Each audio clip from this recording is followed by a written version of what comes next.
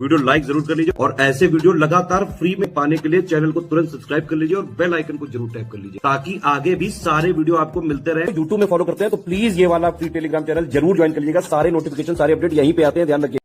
Hello everyone, welcome to ROARO by study for civil services. Myself Alka Pandey. तो दोस्तों, इस video में हम लोग देखने जा रहे हैं बजट की प्रमुख विशेषताएं। ठीक है, तो ये जो बजट है ये आपका वर्ष 2023-24 के लिए है, जिसको वित्त मंत्रालय के बजट प्रभाग द्वारा जारी किया जाता है। तो चलिए इसकी एक एक विशेषताएं देखते हैं। सबसे पहले है अमृतकाल के लिए विजन। ठीक है, एग्जाम के पॉइंट ऑफ व्यू से बहुत ही ज़्यादा एक एक चीज़ इसमें की इम्पॉर्टेंट है। तो सबसे पहले है अमृतकाल के लिए विजन। सबसे पहले है युवा वर्ग पर विशेष ध्यान देते हुए नागरिकों के लिए अवसर। दूसरे नंबर पर रोजगार सृजन में वृद्धि। और तीसरे नंबर पर है सुदृढ़ और स्थिर वृहत आर्थिक वातावरण। ठीक है, फिर आगे बढ़ते हैं। आगे है सप्तर्षि यानी 7 प्राथमिकताएं अमृतकाल की।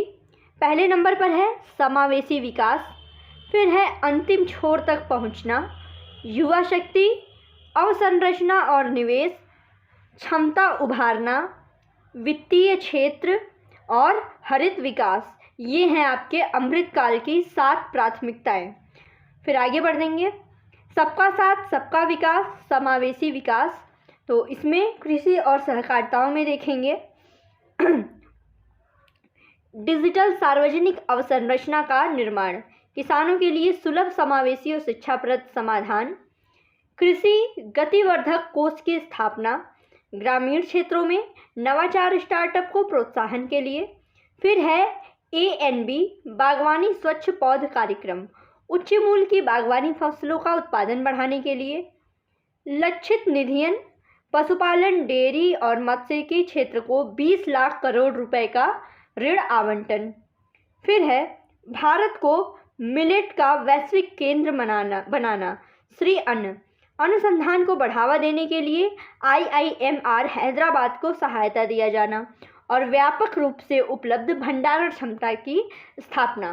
तो उपयुक्त समय पर बिक्री करने में किसानों को समर्थ बनाकर उनका पारिश्रमिक बढ़ाएगा। स्वास्थ्य के लिए देखते हैं, स्वास्थ्य में क्या क्या है। तो 157 नए नर्सिंग कॉलेज स्थापित करना, स्किल सेल एनीमिया उन्मूलन मिशन शुरू करना, फार्मास्यूटिकल विकास अनुसंधान को बढ़ावा देने हेतु नया कार्यक्रम शुरू करना, ICMR की चुनिंदा प्रयोगशालाओं में सुविधाओं के जरिए सरकारी और निजी संयुक्त चिकित्सा अनुसंधान को प्रोत्साहित करना। ठीक है, फिर है शिक्षा और कौशल। इसमें देखते हैं जिला शिक्षा और प्रशिक्षण संस्थाओं के जरिए शिक्षक प्रशिक्षण का पुनरुद्धार, बच्चों और किशोरों के लिए राष्ट्रीय डिजिटल पुस्तकालय की स्थापना करना, पंचायत और वार्ड स्तरों पर पुस्तकालय खोलने के लिए राज्यों को प्रोत्साहित करना। ग्रामीण घरों को 9 करोड़ पेयजल कनेक्शन। SBM के तहत 11.7 करोड़ पारिवारिक शौचालय बने गए। PM किसान के तहत 11.4 करोड़ से अधिक किसानों के लिए 2.2 लाख करोड़ का नकदी अंतरण। PMSBY और PMJJY के तहत 44.6 करोड़ व्यक्तियों के लिए बीमा कवर। 47.8 करोड़ PM धन बैंक खाते। उज्ज्वला के तहत 9.6 करोड़ LPG कनेक्शन और 102 करोड़ व्यक्तियों के लिए 220 करोड़ कोविड टीके। ये हैं उपलब्धियां समावेशी विकास की। अब प्रधानमंत्री PVTG विकास मिशन शुरू करना, कर्नाटक के सूखा संभावित क्षेत्र में धारणीय सूक्ष्म सिंचाई हेतु वित्तीय सहायता, 740 एकलव्य आदर्श आवासीय स्कूलों के लिए आधिकारिक शिक्षकों की भर्ती करना और प्राचीन पांडुलिपियों के डिजिटलीकरण के लिए भारत श्री की स्थापना। और अवसंरचना निवेश की बात करें तो पूंजीगत निवेश परिव्यय को 33.4% बढ़ाकर 10 लाख करोड़ करना। अवसंरचना निवेश को प्रोत्साहित करने के लिए राज्य सरकारों को 50 वर्ष तक ब्याज रहित ऋण जारी करना। रेलवे के लिए 2.4 लाख करोड़ अब तक उच्चतम पूंजीगत परिव्यय। पत्तनों, कोयला, इस्पात, उर्वरक क्षेत्र के लिए एंड टू कनेक्टिविटी हेतु निर्दिष्ट 100 परिवहन अवसंरचना परियोजनाएं, UIDF की स्थापना, श्रेणी 2, श्रेणी 3 शहरों में शहरी अवसंरचना का सृजन। चलिए देखते हैं हरित विकास में। इसमें क्या है, हरित विकास कार्यक्रम संभरणी कार्यों को प्रोत्साहन के लिए EPA के तहत अधिसूचित किया जाना है और राज्यों संघ राज्य क्षेत्रों को वैकल्पिक उर्वरकों के प्रयोग को बढ़ावा देने के लिए प्रोत्साहन मिलेगा। 500 नए अवशिष्ट से धन संयंत्र चक्रीय अर्थव्यवस्था को बढ़ावा देने के लिए गोवर्धन स्कीम के तहत स्थापित किए जाने हैं। ठीक है, अवशिष्ट धन संयंत्र। फिर उसके बाद तट रेखा के साथ साथ मैंग्रोव प्रोत्साहन के लिए मिष्टी की शुरुआत, आर्द्र भूमियों के इष्टतम उपयोग के लिए अमृत धरोहर का कार्यान्वयन, अन्य पहले भी हैं। किसानों को प्राकृतिक कृषि अपनाने में सहयोग देने के लिए 10,000 बायो इनपुट संसाधन केंद्रों की स्थापना, बैटरी ऊर्जा भंडारण प्रणालियों को बढ़ावा, ऊर्जा दक्ष परिवहन के लिए तटीय नौवहन को बढ़ावा, पुराने प्रदूषणकारी वाहनों को बदलने के लिए निधियों का आवंटन। तो ये आपके हरित विकास से संबंधित हुआ। अब आगे देखते हैं PMKVY 4.0 की शुरुआत।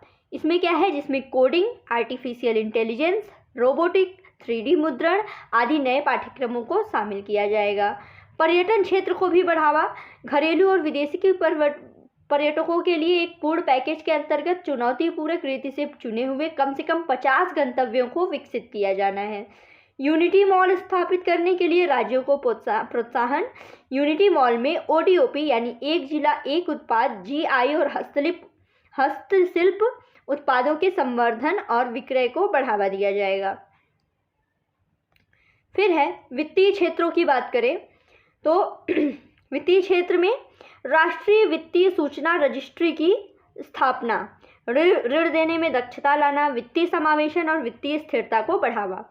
केंद्रीय डाटा संसाधन केंद्र की स्थापना, इसमें कंपनी अधिनियम के तहत प्रशासनिक कार्य के निष्पादन में तेजी आएगी।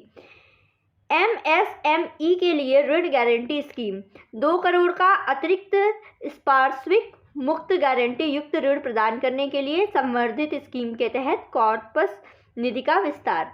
महिला सम्मान बचत पत्र की बात करें तो महिलाओं के लिए 2 लाख तक की राशि जमा करने की सुविधा के साथ 2 वर्ष की अवधि के लिए एक बार की नई लघु बचत योजना।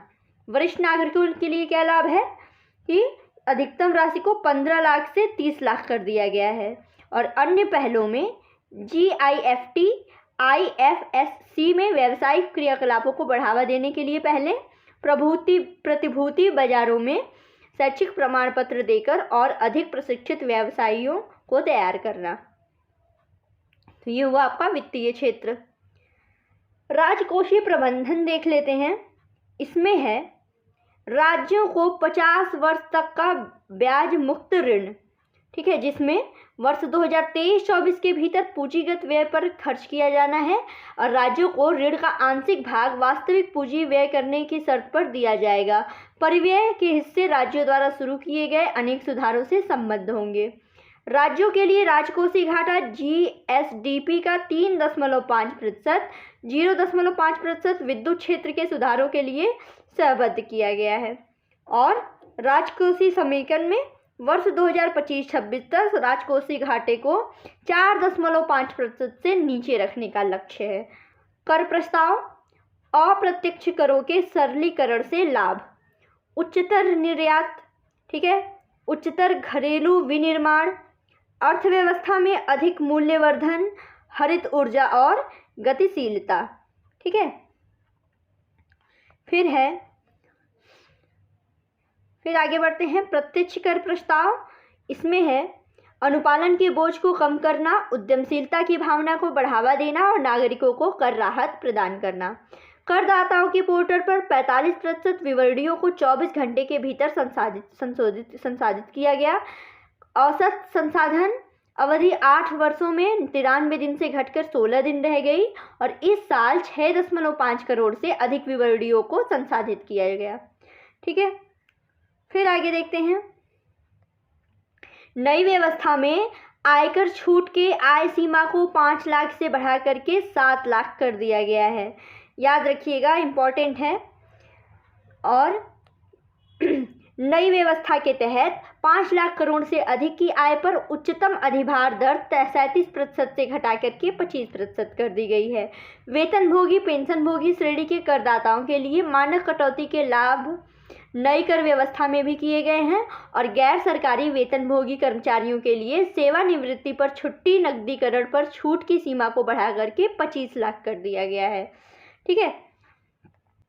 उद्योग के लिए भी कर लागू का सरलीकरण है, ये देख लीजिए। प्रकल्पित कराधान के लाभ प्राप्त करने के लिए सूक्ष्म उद्यमों और व्यवसायिक के लिए सीमा बढ़ाना 95% प्राप्तियां नगद रहित होंगी। फिर MSME को किए गए भुगतान पर कटौती की अनुमति वास्तविक रूप से किए गए भुगतान पर ही दी जाएगी। फिर है ये MSME का देख लिया। सहकारी समितियों में देख लीजिए 31 मार्च 2024 तक विनिर्माण शुरू करने वाले नए सहकारी समितियों को 15% कॉर्पोरेट लाभ देना होगा। फिर PACS और PCARDB द्वारा नगद में जमा एवं ऋण के लिए प्रति सदस्य 2 लाख की उच्चतर सीमा और सहकारी समिति के लिए नकदी निकासी पर TDS के लिए 3 करोड़ की उच्चतर सीमा। आगे है स्टार्टअप्स में है, इसके लिए आयकर हेतु निगमन की तारीख 1 वर्ष तक विस्तार की गई है और स्टार्टअप की शेयरधारिता को निगमन के 7 वर्ष से 10 वर्ष में परिवर्तित करने पर हुई हानि को अग्रान्वित करने का लाभ। फिर है आपका यौक्तिकीकरण। तो केंद्र अथवा राज्य के संविधि द्वारा स्थापित प्राधिकरणों बोर्डों आयोगों की आय को कुछ क्षेत्र में आयकर से छूट और 31 मार्च 2025 तक IFSC और GIFT को धनराशि को पुनः अंतरित करने के लिए लाभों की अवधि का विस्तार। फिर चलिए मोस्ट इम्पॉर्टेंट ये देखते हैं कि रुपया कहाँ से आता है। ठीक है, तो देखिए छोटी छोटी चीज़ें हैं जो आपके मेंस के लिए भी बहुत ज़्यादा इंपॉर्टेंट है और इकोनॉमिक्स के क्वेश्चन में आप उनको ऐड कर सकते हैं और इसमें से प्रीलिम्स में भी क्वेश्चन पूछे जाते हैं, तो बहुत ही ज़्यादा इंपॉर्टेंट है। तो ये भी एक इम्पॉर्टेंट टॉपिक कि रुपया कहाँ से आता है। तो 15% आयकर, केंद्रीय उत्पाद शुल्क 7%, निगम कर 15%, वस्तु एवं सेवा कर और अन्य कर 17%, सीमा शुल्क 4%, ऋण रहित पूंजीगत प्राप्तियां 2%, कर रहित प्राप्तियां 6% और ऋण एवं अन्य देयताएं 34%। ठीक है, तो ये था हमारा रुपया कहाँ से आता है। तो इसको सीक्वेंस में देख लीजिए। ऋण और अन्य देयताएं नंबर 1 पर हैं। फिर आता है उसके बाद आपका GST वस्तु एवं सेवा कर 17% के साथ नंबर 2 पर। फिर आयकर और निगम कर ये दोनों 15% हैं। ठीक है, दोनों नंबर 3 पर हैं। फिर है आपका केंद्रीय उत्पाद शुल्क 7%, ये नंबर 4 पर है। उसके बाद कर रहित प्राप्तियां ये नंबर 5 पर हैं। ऐसे देख लीजिएगा, सबसे ज़्यादा ऋण और अन्य देयताएं, फिर उसके बाद वस्तु एवं सेवा कर और अन्य कर, तीसरे नंबर पर निगम कर और आयकर, केंद्रीय उत्पाद शुल्क चौथे नंबर पर और कर रहित अन्य प्राप्तियां 5वें नंबर पर है। तो ये सीक्वेंस याद रखिएगा एग्जाम में। फिर दूसरा देखते हैं रुपया कहाँ जाता है। ठीक है, रुपया कहाँ जाता है, तो इसमें चलिए शुरू करते हैं। ब्याज भुगतान 20%, केंद्रीय प्रायोजित योजनाएं 9%, सब्सिडी 7%, रक्षा 8%, केंद्रीय क्षेत्र की योजनाएं 17%, वित्त आयोग एवं अन्य अंतरण 9%, करों एवं शुल्कों में राज्य का हिस्सा 18%, अन्य व्यय 8% और पेंशन 4%। तो इसको भी सीक्वेंस में देख लीजिएगा। सबसे नंबर 1 पर तो होता है ब्याज भुगतान, ठीक है, 20% के साथ। कर एवं शुल्कों में राज्यों का हिस्सा 18% नंबर 2 पर है। केंद्रीय क्षेत्र की योजनाएं नंबर 3 पर हैं। फिर है आपका वित्त आयोग और अन्य अंतरण 9% और साथ ही साथ केंद्रीय प्रायोजित योजनाएं भी 9%। फिर उसके बाद आता है आपका रक्षा, सब्सिडी, अन्य। ठीक है, तो इसका भी सीक्वेंस देख लीजिएगा। ब्याज भुगतान सबसे ज़्यादा, फिर करों और शुल्कों में राज्यों का हिस्सा, उसके बाद दूसरे नंबर पर केंद्रीय क्षेत्र की योजनाएं तीसरे नंबर पर। एक चीज़ देख लीजिएगा, सब्सिडी कम है और रक्षा डिफेंस में ज़्यादा है। ठीक है, चलिए फिर आगे बढ़ते हैं।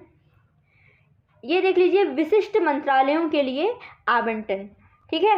मंत्रालयों के लिए कितना, लाख करोड़ में है ये, लाख करोड़ में। तो रक्षा मंत्रालय के लिए 5.94 लाख करोड़, सड़क परिवहन राज्य मंत्रालय के लिए 2.70, रेल मंत्रालय के लिए 2.41 और उपभोक्ता मामले खाद्य सार्वजनिक वितरण मंत्रालय 2.06, गृह मंत्रालय 1.96, रासायनिक एवं उर्वरक मंत्रालय 1.78, ग्रामीण विकास मंत्रालय 1.60, कृषि एवं कल्याण मंत्रालय 1.25, संचार मंत्रालय 1.23।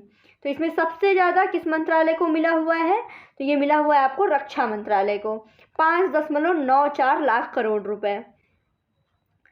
और प्रमुख योजनाओं के लिए देख लीजिए आवंटन करोड़ में, तो फार्मास्यूटिकल उद्योग का विकास, फार्मास्यूटिकल उद्योग का विकास 2022-23 में 100 करोड़ था, अब 1250 करोड़ है। जल जीवन मिशन में 2022 में 60,000 करोड़ था और इस बार 2023-24 के बजट में 70,000 करोड़ है।